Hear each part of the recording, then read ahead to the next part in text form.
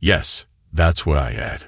Or at least, as far as I could tell, it really was. My wife Hilly and I tied the proverbial knot nearly 20 years ago. In fact, our 20th anniversary was just a few weeks away on December 10th, and I could honestly say that I wouldn't change much to make our life together any better. Of course, we had our arguments, but making up was always much more enjoyable. That's just the way we were. In our marriage, there was only one truly dark period, and that was in our second year. We both married young. I was 20, and Hilly was just 18, and we had been childhood sweethearts, living just around the corner from each other. My older brother Bob had married her sister Pam a year before, and it seemed like the right thing to do. Our problem was that the other couple had their first child within the first year, while we seemed unable to. We both got tested, although the doctors kept telling us that we were worrying too much and just needed to let it happen naturally. But the problem was Hilly's parents, specifically her mother, who kept nagging us to start a family. Of course, that's how their family was. And besides her sister Pam, Hilly had 3 other sisters. Jen, my mother-in-law, desperately wanted a son since she hadn't been able to have one herself. And of course, Bob and Pam's first child was another girl. The pressure. The test results were rather inconclusive. Hilly was fine, but my sperm count was slightly below normal or something like that. I didn't really understand much. The doctors assured us that there was nothing serious, that everything was fine, and that we just needed to be patient. Their words were that our first child would decide when it was time to arrive. We were patient, but that didn't mean our marriage wasn't under strain. Fortunately, as it turned out, we didn't have to wait too long, and in the 3rd year of our marriage, Hilly gave birth, just as the doctor had promised. Linda, a beautiful little girl in every way, though she was another girl, at least that put our fears to rest about whether we could have a child or not. And from then on, everything calmed down, and our marriage became ideal, and continued in that same spirit. Undoubtedly, because we were more relaxed, Hilly soon became pregnant again, and finally, Tom was born. Yes, a boy, and the whole family was over the moon with joy. Don't get the impression that the girls were neglected or loved any less, but the first son in the family just made everything special. Well, I was the first to do it. I boasted to my older brother, but he just smiled at me and told me to give him some time. Well, he got his time, and sure enough, the next year, they had their first son, and wouldn't you know it, 8 months later, we had another one, whom we named Mike. It's just like with buses, isn't it? You wait forever, and then a whole bunch of them arrive at once. Perhaps because there were 2 brothers and 2 sisters among us, we all lived like one big happy family. Even when Hilly's other sisters got married, they were just drawn to it. It was great for the kids, and of course, none of us ever lacked a babysitter when one was needed. As far as I know, the other couples were just as happy as Hilly and I, simply enjoying the wonders of married life when surrounded by a loving family. There were a few other troubles as well, like when Bob had an accident at work, and I practically had to stay by his side while they slowly transfused my blood into him. He got through it, and of course, I didn't suffer from it, often joking brotherly that we were now truly blood brothers. As our 20th anniversary approached, we thought about how to celebrate it. Bob and Pam had celebrated their anniversary the year before, and everyone enjoyed getting together so much that we decided to do something similar and booked a private room at a local hotel for a large gathering of family and friends. By that time, Linda was a very beautiful 17-year-old girl, younger and perhaps even more beautiful than her mother, with luxurious dark chestnut hair and huge green eyes that drew attention whenever she looked your way. They had similar builds, both slender, with beautiful legs and other attributes that perhaps a father shouldn't focus on too much. Naturally, she had a string of boyfriends, and one or another was constantly showing up at the house, but she had a sensible head on her shoulders, so we just went with the flow. Tom, as I always thought, was a bit more like me. He was sturdier, and it suited him.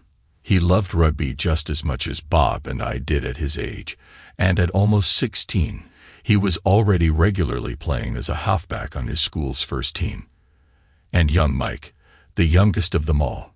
Well, maybe he was going through a tough time and not being as good at sports as Tom, or, for that matter, as popular as Linda. Poor Mike was having a rough few years.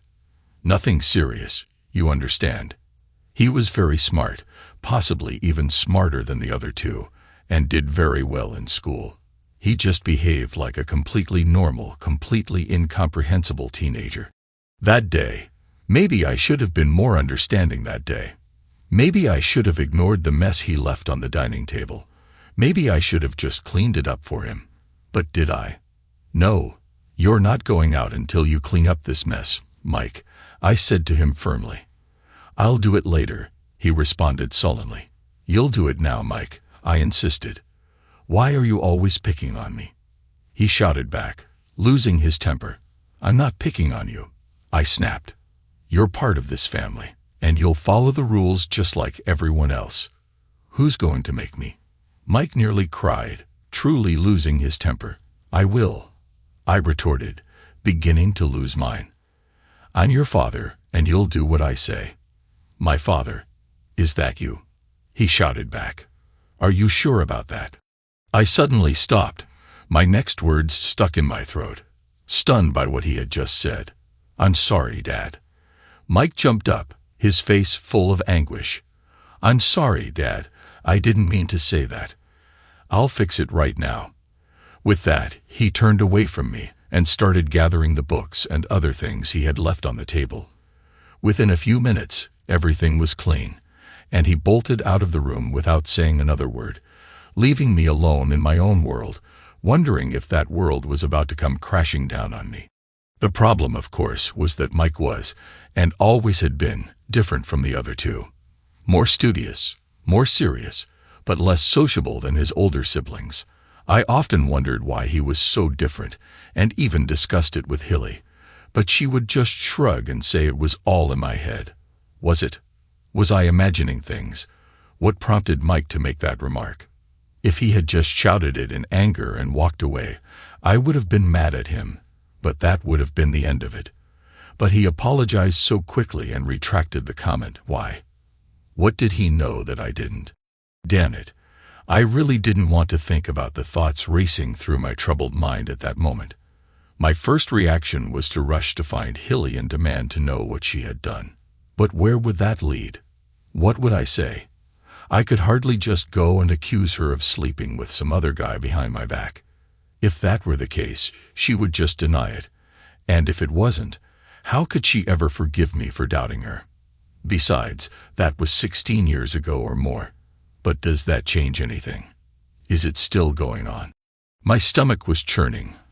I felt like I was going to be sick, and I still didn't know if I had any real reason to worry. Oh God, what a terrible day it was. Blood types, that's it, I thought. And without another word, I went to our study and dug through the children's medical records. Linda, Tom, and Mike, all O+, which, after giving blood to my brother, I knew was the same as mine. I felt a wave of relief wash over me until it occurred to me that blood types don't tell the whole story. If Mike had a different blood type, that would have been one thing. But the fact that they all had the same blood type could just be a coincidence and didn't confirm that he was truly my biological son. Oh God, what should I do? DNA. I couldn't believe that thought had crossed my mind. That one careless comment from an angry son had thrown me off balance. I was panicking without good reason. But when Mike couldn't meet my gaze at dinner that evening, throughout the entire meal, I started to worry again. And when he rushed away from the table without saying a word to anyone, I began to worry in earnest. What's wrong with Mike? Hilly asked, having noticed his strange behavior as well. I have no idea, I replied, shrugging. Kids, do you have any thoughts? They both shook their heads, probably not even noticing anything unusual. Was he upset about something? I asked, but they just shook their heads again. After waiting for the two teenagers to leave the table, I gathered the courage to ask my wife a little more. Mike is so different from the other two. Hilly, I began. Any idea why that might be? Oh, let's not go over this again, Davy, she replied, getting up to clear the dishes. He's not that different. He's just a bit deeper than the other two. End of conversation. Was that deliberate, or was she genuinely indifferent to it? I really didn't know. DNA. Why not look into it? And within 20 minutes, I was already Googling online. An hour later, my head was full of facts and figures, but honestly, I didn't feel much smarter. It wasn't until Monday morning that I found the name of the lab that conducted the test. It took me almost an hour to track it down. And no doubt, my secretary could have done it much faster. But how do you explain to your secretary why you need this? Exactly. That's why I decided to do it myself. They could do it, they had no problems with that, but it was expensive, especially if you wanted the results as quickly as I did. But I had to know before risking my marriage, was Mike my son or not? When I told them I had 3 children, they suggested I send in samples from each of them for cross-checking along with one of my own. Have you ever tried to get even a single hair from your grown children? It's not easy, I'll tell you. And considering that Mike kept avoiding me at every opportunity, this was the hardest of all. Nevertheless, I managed, sent them off, and then waited. Now all I could do was wait for the information. Was Mike my son or not? Over the next week, Mike seemed to calm down again, probably relieved that I hadn't brought up his outburst. We almost reached the point where I felt I could gently bring up the subject, but I decided it was better to wait for the results, now that I had gone down this path.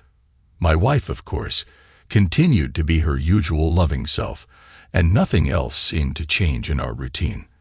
I can't say it was the most passionate sex we had during those few days, but I didn't turn it down.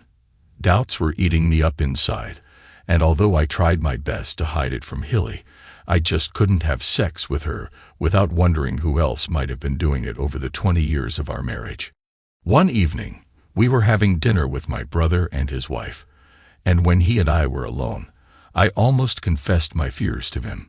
We were very similar in almost everything, so if someone else was Mike's father, logic suggested it couldn't be him. My God, why did I even think that? Had I really become that paranoid? However, something stopped me. I shouldn't burden him with my doubts, and in the end, I was sure he would be there for me if the results were bad. I stayed calm. I kept quiet. I was so quiet that Hilly asked me a couple of times if everything was all right with me. I'm fine, I told her, just have a few things on my mind. For a moment, she looked concerned but didn't press me further. The results arrived. I asked for them to be delivered to my office just in case Hilly came home before me and opened the letter. I read it with trembling hands, trying to make sense of what it all meant. Could this piece of paper mean the end of my marriage? I read it. As far as I could tell, Mike's results matched mine well enough, and I relaxed, though I still didn't fully understand it. You can probably guess that medical terms are just a blur to me. In fact, the whole report was full of phrases like good match and close match, so it seemed like all of this had been a storm in a teacup. What a damn relief! I felt tears well up in my eyes, and thanked the heavens that I hadn't shared my fears with Hilly. I decided to make it up to her that very evening, maybe invite her out to dinner. And then, rereading the cover letter, which I hadn't paid much attention to before, I saw that the lab wanted me to call them to discuss the results. I figured it was just an excuse to make more money off me, and I wondered if it was worth worrying about. "Hello, this is Davy Jones," I said when the phone was answered. Dr. Hoskins asked me to call him. After giving the woman some information and other details, I was finally connected to the good doctor. "Hello, Mr. Jones," he greeted me. "Have you had a chance to review the results we sent you?" "Yes," I replied confidently. "If I understand correctly, it seems my concerns about my son Mike were unfounded." "Yes, but I'm afraid it's not quite that simple," he blurted out, and it felt like the floor vanished beneath me as I waited for him to shatter my world. "You mean he's not my son?" I muttered in response. That's not the case, Mr. Jones, he continued. The likelihood that he isn't your offspring is less than 1 in a million. I would stake my entire reputation on him being your biological son. So Mike is my real son. I replied with relief. Yes, Mr. Jones. What's the problem then? I continued uncertainly. What else could be wrong? By that time, I was already quite worried because I had read somewhere that a DNA test could reveal genetic diseases and the like. Was Mike sick? Did one of us have something terrible? What was he going to tell me? It's the other 2 samples you sent, the doctor informed me seriously. The ones from your son's brother and sister. Yes. What about them? I asked, beginning to panic. Is something wrong with one of them? Well, it appears that they are only half-siblings to your younger son, Mr. Jones. Half-siblings. I hissed at him. What does that mean, doctor? What are half-siblings? It means, Mr. Jones, he continued, that it is very unlikely you are their biological father. I dropped the phone, and the next thing I remember is coming to, surrounded by a group of my coworkers. Give him some air. I heard someone say as I slowly regained consciousness, struggling to breathe. Are you okay, Davy? Another voice asked, and I nodded, trying to get to my feet.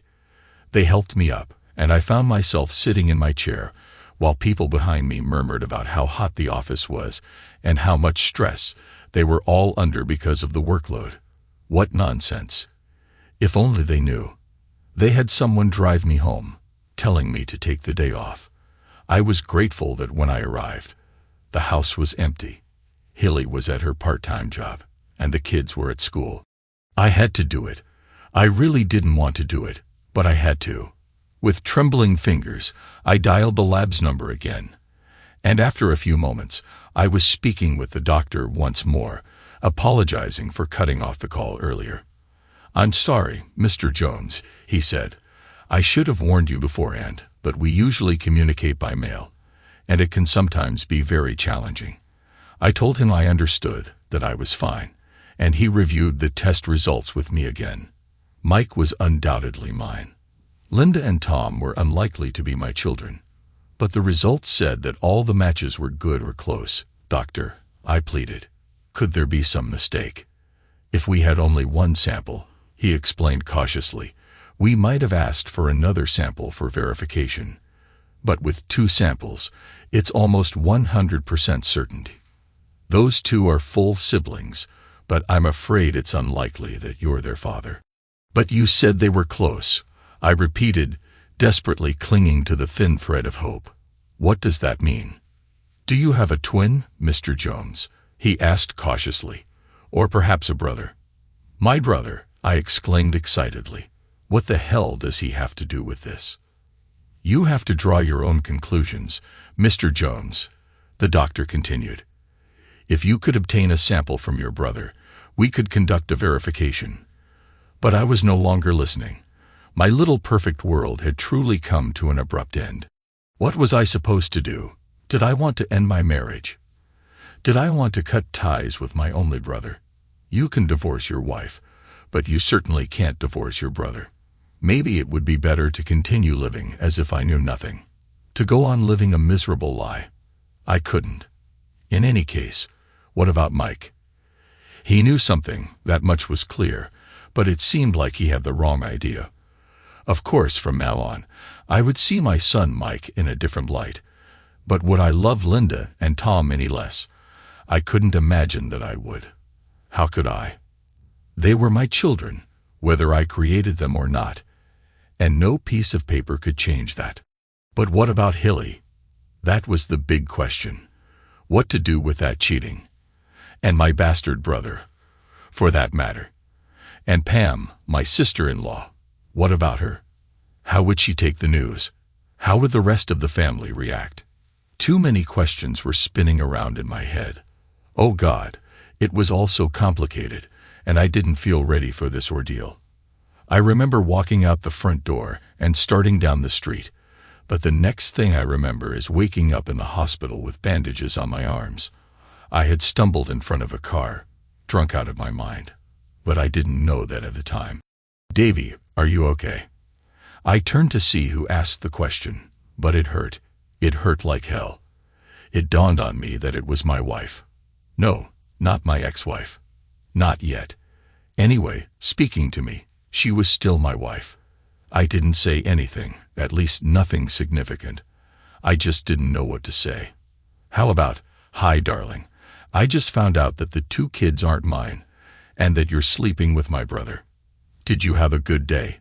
What's for dinner?" Doesn't quite sound right, does it? In any case, it turned out my injuries weren't life-threatening, and the next day, they sent me home. However, I couldn't do anything to help myself, so I was forced to rely on Hilly for assistance. This gave me time to think, time to plan. But that time was wasted, and I still didn't know what to do. Somehow, though, Mike and the other 2 kids seemed like the main issue. Whatever I decided, it had to be in their best interests, even if my own had to suffer. From now on, Hilly's interests would come last. All I knew was that our 20th wedding anniversary was approaching, and the room for the big dinner had been booked. By then, everything needed to be resolved. Within a week or so, I more or less recovered, at least physically, and everything seemed to return to normal as I figured out what to do, except for Mike, who seemed on the verge of going off the rails and was just at the age to do so.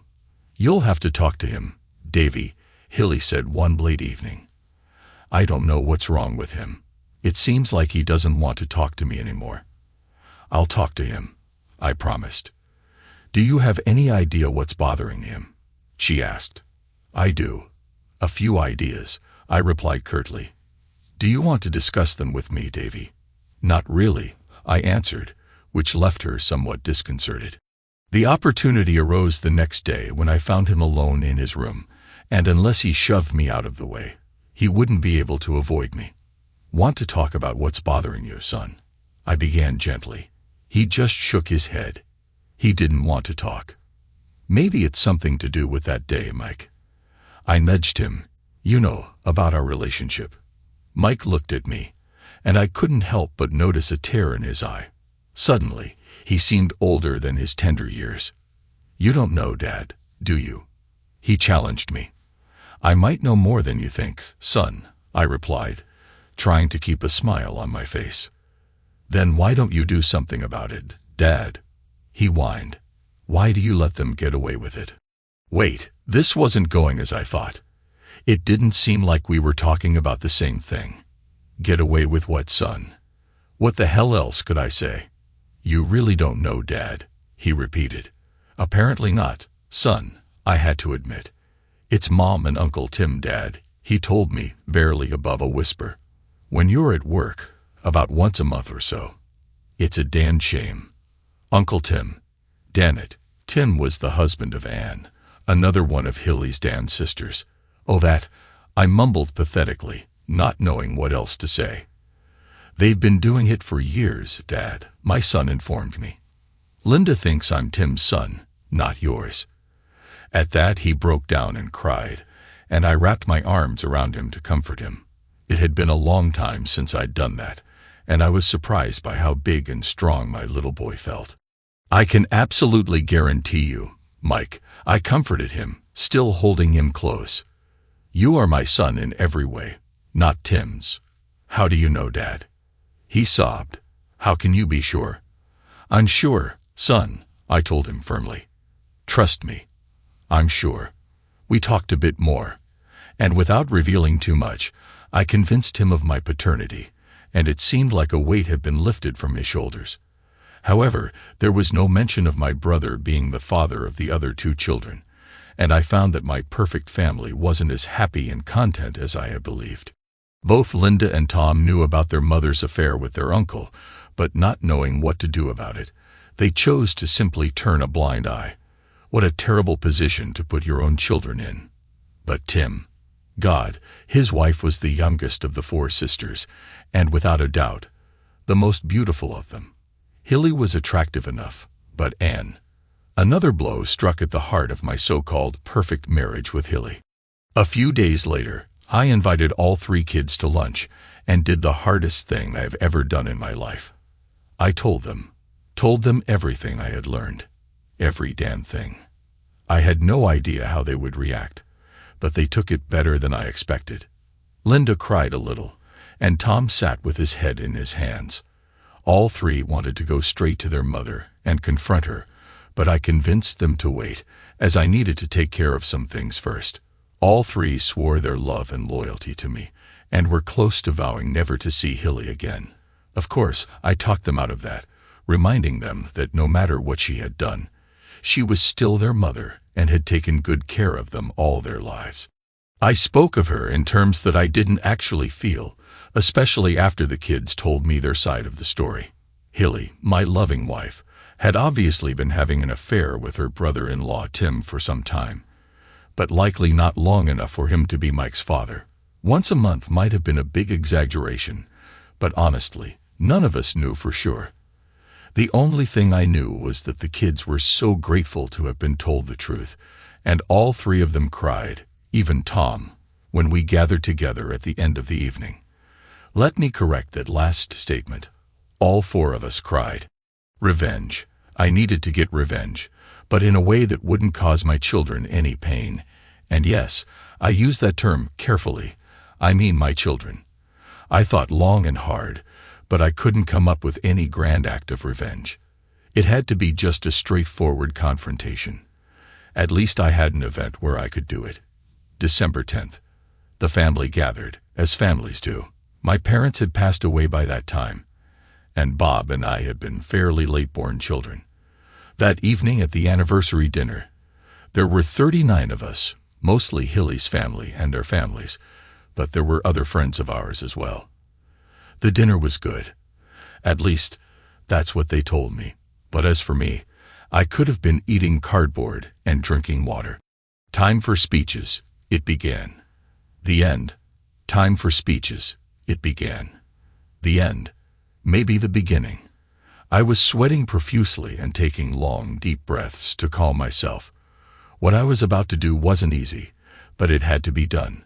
Welcome to all our family and friends, I began. And for a few moments, I continued speaking about trivial matters. And now, let's celebrate 20 years of marriage with my wife, Hilly, I finally concluded. There are some very interesting, even intimate and personal things about my marriage to my dear wife that I want to share with you all. There were chuckles around the table, and one or two crude comments about our supposed sex life. Hilly blushed. They all thought I was joking, but how wrong they were. As the laughter died down, Linda was the first to rise from her seat and head toward the exit of the dining room, followed by Tom, and then Mike. They didn't say a word to anyone, and the entire table watched their backs in astonishment, not understanding what was happening. "You three, get back here," Hilly shouted angrily, jumping to her feet. "Don't be so rude to your father." Only Tom responded, turning briefly to look at his mother and shake his head in disapproval before joining his brother and sister outside. "Davy," my wife called out to me, "do something. Tell them to come back immediately." "It's all right, dear," I said to her very firmly. "They already know what I'm about to say, and since it concerns the three of them, maybe it's better if they're not here." Hilly's mouth fell open in shock. At first, she was surprised by how I responded to her demand, and then by the growing concern as her mind must have raced through all the possible reasons for my behavior. "Sit down, Hilly," I told her, my tone leaving no doubt that I was not to be trifled with. As I was saying, I continued, looking at the people around me. I've had 20 wonderful years of marriage, a perfect marriage, or so I thought until a couple of weeks ago. I paused for effect, and the atmosphere around the table became charged with tension. Some looked confused, others still smiled, expecting a joke, but a few were clearly very worried, which surprised me. Imagine my surprise. I went on when no one spoke, to find out that Linda, my beloved Linda, isn't actually my biological daughter. "Oh God," Hilly quietly sobbed, covering her face with her hands, the only one to make a sound. "Would you like to tell everyone who Linda's real father is, Hilly?" I asked her, but she remained silent, only sobbing loudly, the only sound breaking the complete silence around me. All right then, I continued. Does anyone else want to tell everyone who Linda's father is? Does anyone else want to tell everyone who's been sleeping with my wife behind my back? No one spoke, and I just stood there, glaring angrily at the relatives and friends around me. As horrible as it was, in some strange sense, I took a twisted pleasure in taunting the people who had deceived me. None of them knew how much I had uncovered. I couldn't resist throwing a particularly harsh look at my brother Bob, and he noticeably wilted under my gaze, realizing that the game was over. So no one is going to confess. I asked them, do I have to tell everyone who it is? Then, to my surprise, Bob's wife, Pam, jumped to her feet. It's not what you think, Davy, she cried in anguish. It wasn't some sordid affair or anything like that. It was just sex a few times to get Hilly pregnant. The whole family was desperate for a boy, especially Mother, and you didn't seem able to father a child. If anyone had hit me with the proverbial feather at that moment, I surely would have been knocked over, just like that.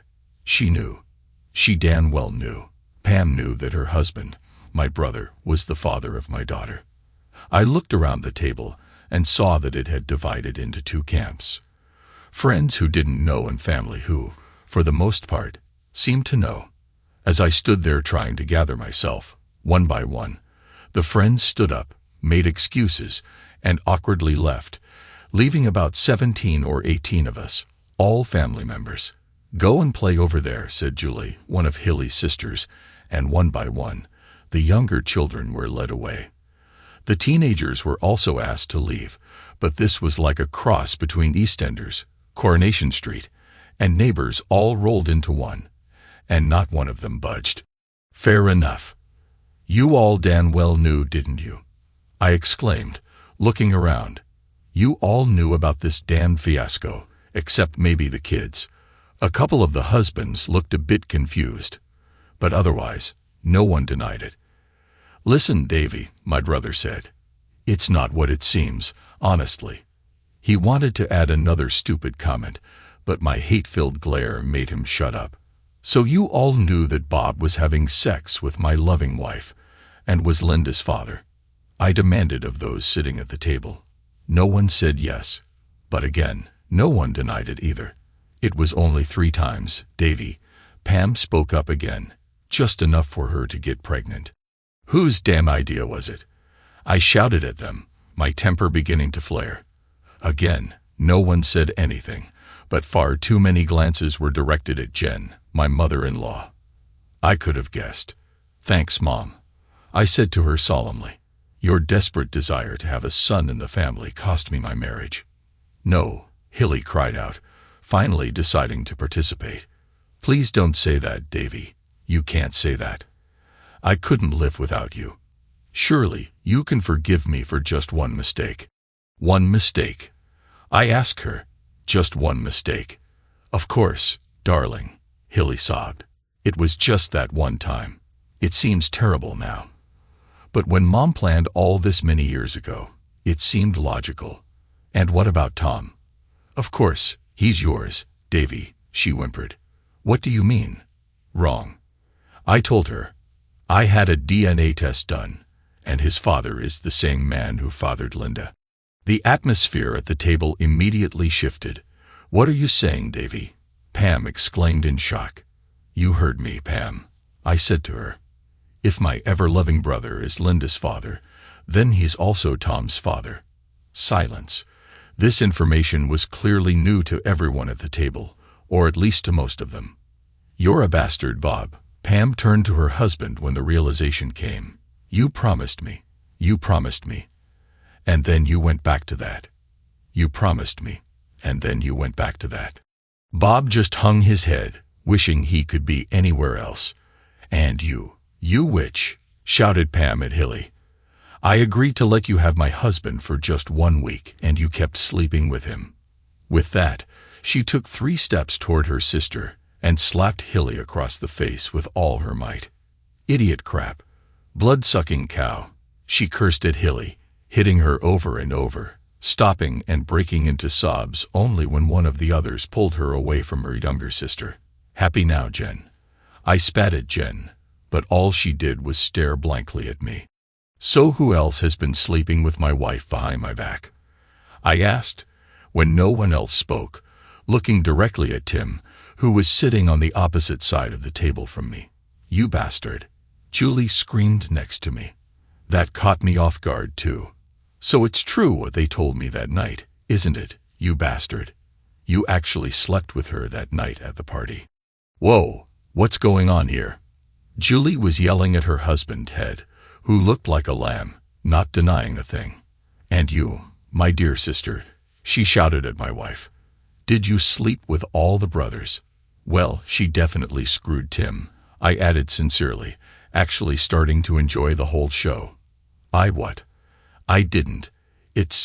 Tim wasn't even good at lying, and wasn't very quick that evening, failing to dodge his wife and fist as she punched him in the nose. "Don't come back to our house tonight," Anne yelled at her husband. And in fact, never come back. "That goes for you too," Pam told Bob. "I'm divorcing you, and I never want to see you again." The three scorned sisters linked arms and headed for the door. "You're no sister of ours," they shouted in Hilly's face as they stormed out. "Are you happy now, Jen?" I asked my mother-in-law, but her expression didn't change. She just sat there staring straight ahead, while Hilly continued sobbing in her arms. "I'm sorry, Davy," my father-in-law, Alf, finally interjected. "If I had known." He trailed off, lost for words, but he was the only one among these bastards who made any effort to apologize. Then my brother Bob walked around the table and approached me, extending his hands with a look of utter shame on his face. "Davy," he stammered. "Davy, what can I say?" "Nothing, you bastard." I spat back, and with little force, I swung at him, landing a punch square on his chin. Maybe it wasn't strong, but the timing was perfect, and he stumbled back, tripping over a chair and sprawling on the floor, not in a hurry to get up. I guess you could say that at that moment, the party was over. It seemed like the fun had drained out of the whole evening. That night, Hilly never came home, and aside from coming to collect a few things, she never returned home again. The kids refused to speak to her for some time afterward, but no matter how much I hated her, I had to think about the long-term well-being of the children. Eventually, they came around and let her back into their lives, but it was never the same. I was their dad, and well, I guess she became more like a favorite aunt. The whole family fell apart. 2 of the 3 sisters who left that night got divorced, and only Pam stayed with Bob, though she gave him hell, deciding that what's good for the goose is good for the gander. Pam came by a couple of evenings later when the kids weren't home, and it quickly became clear what was on her mind. Whether it was revenge for her or revenge on me, I never found out, but I got my comeuppance. There was no love or compassion. We just had sex like rabbits for hours. It was strange, just like sex with my wife, but different. Afterward, she thanked me and left, and it wasn't until a few months later that I found out she had made it a habit, slowly working her way through Bob's friends until she had slept with nearly all of them. Would their marriage survive? I didn't know, and I didn't care. It wasn't my problem.